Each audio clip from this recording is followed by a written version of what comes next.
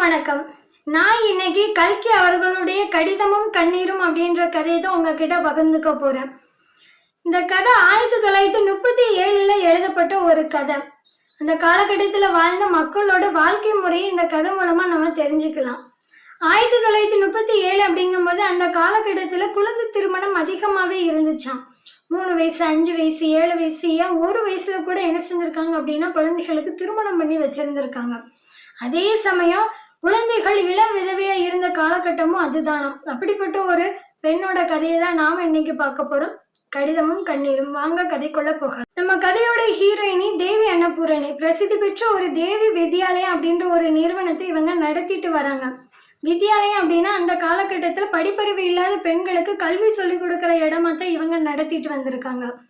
அந்த வித்யாலயத்தோட பின்பகுதியில தோட்டம் இருக்கு. இவங்க ஒரு மாலை வேளையில அந்த தோட்டத்துல என்ன செய்றாங்க அப்படின்னா உலாவிட்டு வராங்க. அப்ப அந்த வித்யாலயத்துக்கு பக்கத்துல இருக்கிற ஒரு பெரிய பங்களால இருந்து என்ன செய்யுது அப்படின்னா சத்தம் கேட்க. அந்த சத்தத்தை கேட்ட உடனே இவங்க மனசுல ஏதோ பழைய எண்ணங்கள்லாம் என்ன செய்யுது அப்படின்னா தோன்றுது. சாந்தமா இருக்கிற இவரோட முகம் என்ன செய்யுது அப்படின்னா உணர்ச்சி ரொம்ப வசப்பட்டு பார்க்கும்போது எப்படி இருக்கு அப்படின்னா பெரிய சாந்தமா இருக்கிற ஒரு கடல் பெரிய அலையை எழுப்பி அது கடற்கரையில இருக்கிற பாறைகளை அடிச்சிட்டு போற மாதிரி இருக்கு. அந்த அடிச்சிட்டு போன தடமா அந்த பாறைகளுக்கு இடைவேளையில தண்ணீர் தேங்கி நிற்கும் பாருங்க. அது போல இவரோட கண்ணுல இருந்து என்ன செய்யுது அப்படின்னா கண்ணீரும் ரொம்ப வந்துட்டே இருக்கு இவர் அறியாமலே. இவர் இதெல்லாம் யோசிச்சுட்டு அந்த நடப்பதையில நடந்து போய்கிட்டு இருக்கும்போது அவருக்கு எதிர்த்தாப்பட அந்த நிறுவனத்தோட உதவி பேராசிரியரான சாவித்ரி எம்எல்ஏ அங்கிருந்து என்ன செய்யறாங்க அப்படின்னா வராங்க. அவங்கள பார்த்த மாத்திரத்திலேயே இவங்க கண்ணீரை தொடச்சி விட்டுட்டு என்ன செய்யறாங்க அப்படின்னா சிரிச்ச முகத்தோட அவங்கள வரவேற்று 2 பேரும் என்ன செய்யறாங்க அப்படின்னா அதுக்கு பக்கத்துல இருக்கிற ஒரு வேப்ப மர திண்டுல போய் என்ன செய்யறாங்க அப்படின்னா உட்காடுறாங்க. இப்ப அன்னபூரணியை பத்தி நம்ம சொல்லணும் அப்படின்னா பெண் குலத்திற்கே சேவை செய்து முடியெல்லாம் நரைச்சவங்க அப்படின்னு தான் சொல்லணும்.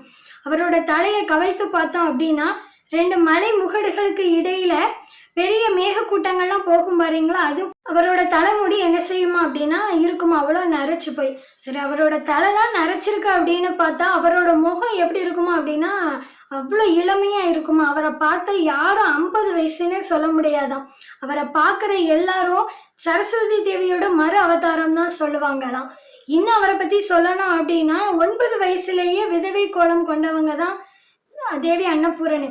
அதுக்கப்புறம் தான் என்ன செய்றாங்க அப்படின்னா படிச்சு பிஎல்இட் பட்டம் வாங்கி பெண் குலத்திற்கே தன்னோட சேவையை செய்யணும் அப்படின்னு சொல்லிட்டு என்ன செய்றாங்க அப்படின்னா வர்றாங்க. அவரோட அந்த லட்சியத்துக்காக உருவானதுதான் இந்த தேவி வித்யாலயம் அப்படின்னு கூட நம்ம சொல்லலாம். சரி, இப்ப சாவித்திரி பத்தி சொல்லணும் அப்படின்னா 25 வயசு கூட ஆகாத ஒரு இளம் வயசு பெண்மணி. அவங்க 3 வருஷத்துக்கு முன்னாடி எம்ஏலிட்டு படிச்சு முடிச்சுட்டு இந்த நிறுவனத்துக்கு வரும்போது சம்பளத்துக்காகத்தான் வந்தாங்க. அதுக்கப்புறம் அன்னபூரணியோட நட்பு கொண்ட பிறகுதான் இவங்க யோசிக்கிறாங்களாம், அன்னபூரணி போல நாமளும் இந்த சேவையை செஞ்சா என்ன, பணியை இந்த பெண் குலத்திற்காகவே தன்னோட வாழ்நாள் ஃபுல்லா அர்ப்பணம் பண்ணினா என்ன அப்படின்னா கூட அவங்களுக்கு எண்ணமெல்லாம் தோன்றி இருக்கான். சரின்னு இது போகட்டும். இப்ப 2 பேரும் என்ன செய்றாங்க அப்படின்னா பேச ஆரம்பிக்கிறாங்க அந்த மரத்தடியில உட்காந்து. அன்னபூரணியம்மா, நான் இன்னைக்கு ஒரு கவிதையை பத்தி இந்த பொண்ணுங்க கிட்ட சொன்னேன். ரொம்ப சங்கடமா போச்சு. அன்பினாலதான் இந்த உலகமே இயங்குது அப்படின்ற மாதிரிதான ஒரு கவிதை.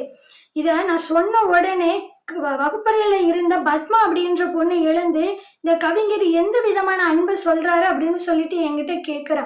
பொல்லாத பொண்ணு தானே பாருங்க, அவ சிரிக்கிற சத்தம் இங்க மட்டும் கேக்குது அப்படின்னு சொல்லிக்கிட்டு இருக்கா. அப்போ இப்ப அன்னபூரணி சொல்றாங்க, அது போகட்டும், பத்மாவோட கேள்விக்கு நீ என்ன பதில் சொன்ன சாவித்ரி அப்படின்னு கேட்கும்போது இவங்க சொல்றாங்க, நான் எப்படிமா சொல்ல முடியும், இந்த கவிஞர் சொன்னது காதல் அப்படின்ற அன்பை பத்தி.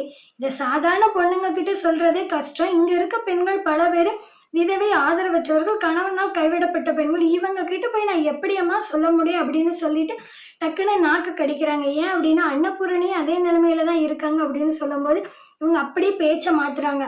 ஆமா, நீங்களே சொல்லுங்கம்மா, காதலாம் கத்திரிக்காவா, இந்த கவிஞர் சொல்றது தப்புத்தானே, இந்த உலகமே என்ன காதலாலையா இயங்கிக்கிட்டு இருக்கு, இதெல்லாம் கவிஞரோட வெறும் மனோபாவம் அப்படின்னு சொல்லிட்டு பேசிக்கிட்டு இருக்காங்க. அப்போ போல அன்னபூரணி ஓ, இது கவிஞரோட பிரம்மையா, நான் இதை என்ன செய்யறேன், உன்னோட வருங்கால கணவரான டாக்டர் சீனிவாசனுக்கு நான் கடிதம் எழுதிருந்தேன் சரியா அப்படின்னு சொல்லிட்டு கேட்கும்போது சாவித்திரி இப்ப சிரிக்கிறா.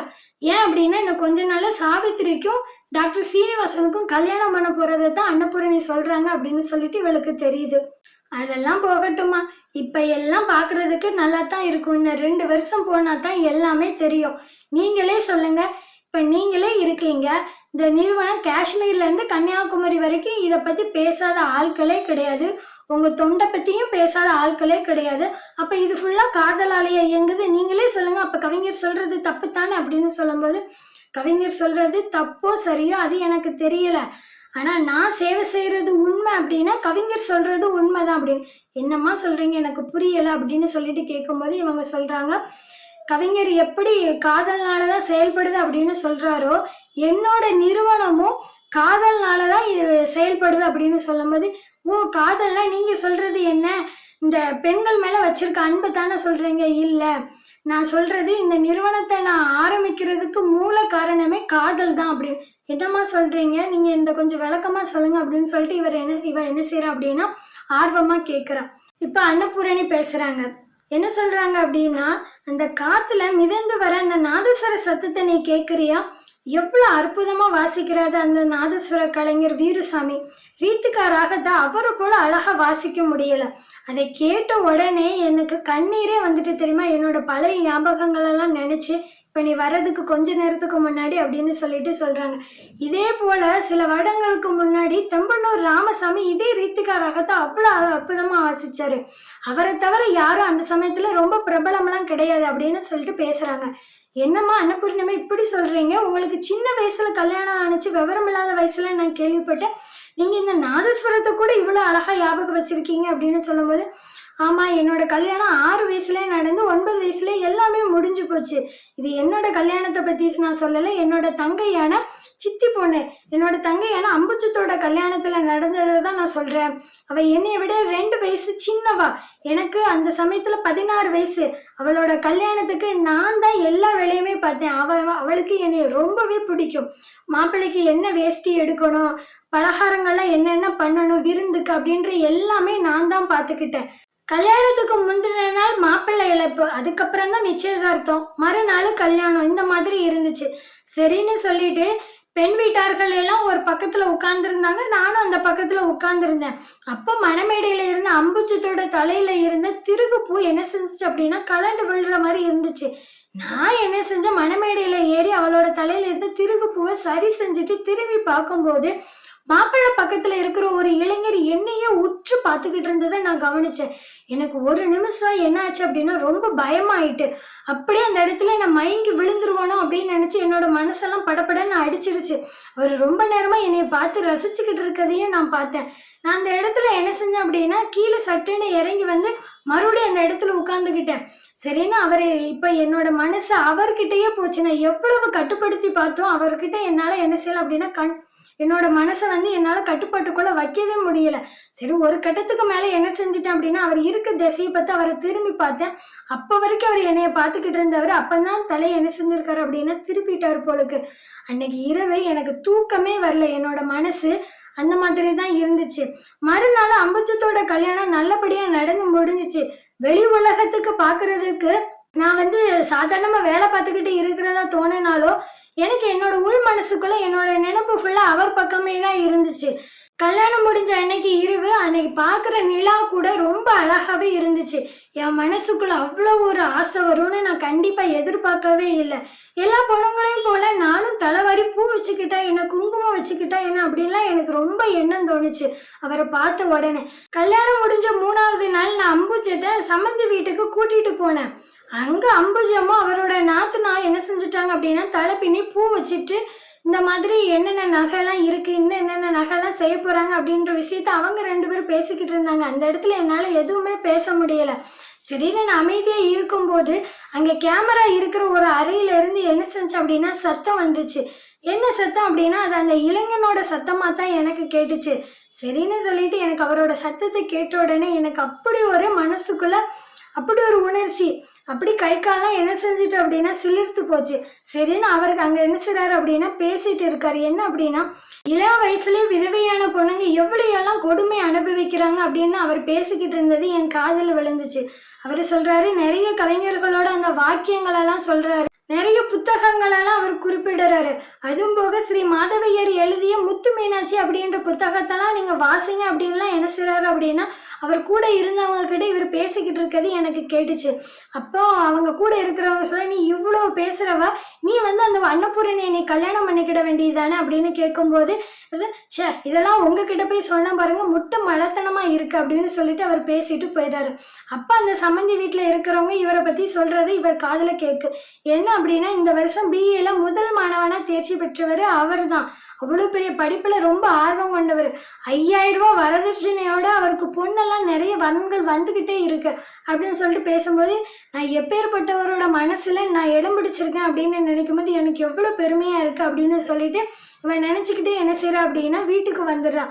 அதுக்கப்புறம் இவளாவே இல்லை, இவரோட எண்ணம் ஃபுல்லா அவர் மேலதான் இருந்துச்சு அப்படின்னு கூட இவ புலம்பிக்கிட்டே இருந்தான். இதே போல என்ன அப்படின்னா, ஒரு சமயம் அவரோட சம்மந்திக்கு, அதாவது அம்புஜத்தோட சம்மந்திக்கு உடம்பு சரியில்லை அப்படின்னு சொல்லிட்டு இவளுக்கு தகவல் தெரியவே இவன் என்ன செய்யறா அப்படின்னா, நான் பார்த்துட்டு வரேன் அப்படின்னு சொல்லி அம்புஜத்தோட வீட்டுக்கு போறான். இவ போறது எதுக்காக அப்படின்னா, அந்த இளைஞன் அங்க பார்க்கணும் அப்படிங்கிறதுக்காகத்தான் இவ போறான். இவ போய் இவன் நினைச்ச மாதிரியே அந்த இளைஞன் என்ன பண்றா அப்படின்னா, நடு கூடத்துல அங்கேயும் இங்கேயுமா என்ன செய்யறாரு அப்படின்னா உலாவிக்கிட்டு வர்றதை இவ பாக்குறா.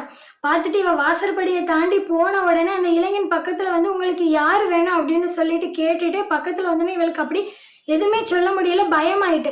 பக்கத்துல வந்தோடனே இவ கையில என்ன செய்றாரு அப்படின்னா ஒரு கடிதத்தை கொடுத்து அப்படியே மடக்கி என்ன செய்றாரு அப்படின்னா வச்சுட்டு ரொம்ப அவசரமா போயிட்டாராம்.